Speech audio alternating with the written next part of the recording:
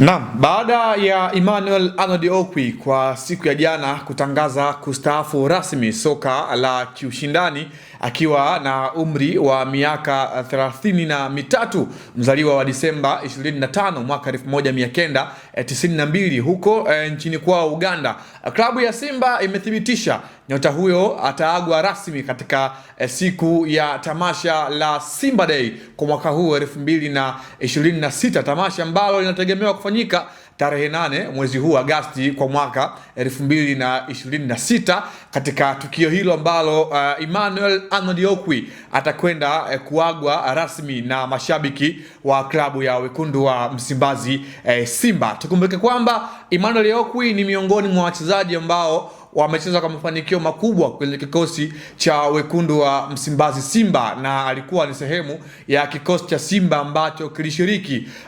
katika hatua ya makundi kwenye mashindano ya ligi ya mabingwa barani Afrika katika msimu wa mwaka 2018-2019, msimu ambao klabu ya Simba ilikuwa na kiwango bora katika mashindano ya kimataifa ambako walifika hadi kwenye hatua ya robo finali kabla ya kuondoshwa na TP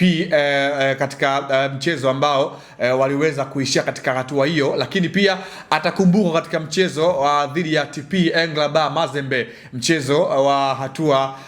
ya robo finali, mchezo ambao Simba alifungwa, lakini Okwi ni sehemu ya wachezaji ambao waliweza kufunga bao kwenye huo mchezo. Lakini pia ni mchezaji ambaye akiwa na klabu ya Simba ameshawahi kufanya makubwa, ikiwemo kwenye msimu wa mwaka 2017-2018, msimu ambayo Emmanuel Okwi alifunga magoli 20 kwenye ligi kuu soka Tanzania bara, msimu ambao Okwi alichukua kiatu cha ufungaji bora mara baada ya kufunga mabao hayo 20 akiwa na kikosi cha wekundu wa Msimbazi Simba, kabla ya kuondoka kwenye timu hiyo na kujiunga na klabu ya Al Ittihad Alexandria ya huko nchini Misri, ambako ndiko alienda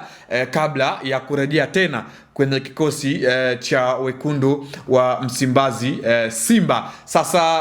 klabu ya Simba na uongozi wao kwa ujumla, kwa kulitambua hili, wameamua kumpa hadhi na heshima nyota huyu ambaye hakika amecheza kwa mafanikio makubwa tangia mwaka 2009 ambako ndio ilikuwa mara yake ya kwanza kucheza kwenye klabu ya Simba, hadi mwaka 2013 ambako aliondoka na kujiunga na klabu ya Etoile du Sahel ya huko nchini Tunisia. Lakini mara baada ya hapo alirejea tena katika klabu ya Simba katika mwaka 2014 hadi mwaka 2015 ambako alikaa kwa msimu mmoja kabla ya kuondoka na kujiunga na klabu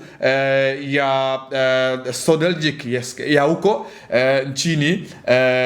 katika nchi ya Udanish huko barani Ulaya, ambako ndiko aliweza kujumuika moja kwa moja. Lakini pia kabla ya kurejea kwa mara ya mwisho katika msimu wa mwaka 2017 hadi mwaka 2019. Kwa hiyo nyota huyo nahodha wa zamani wa klabu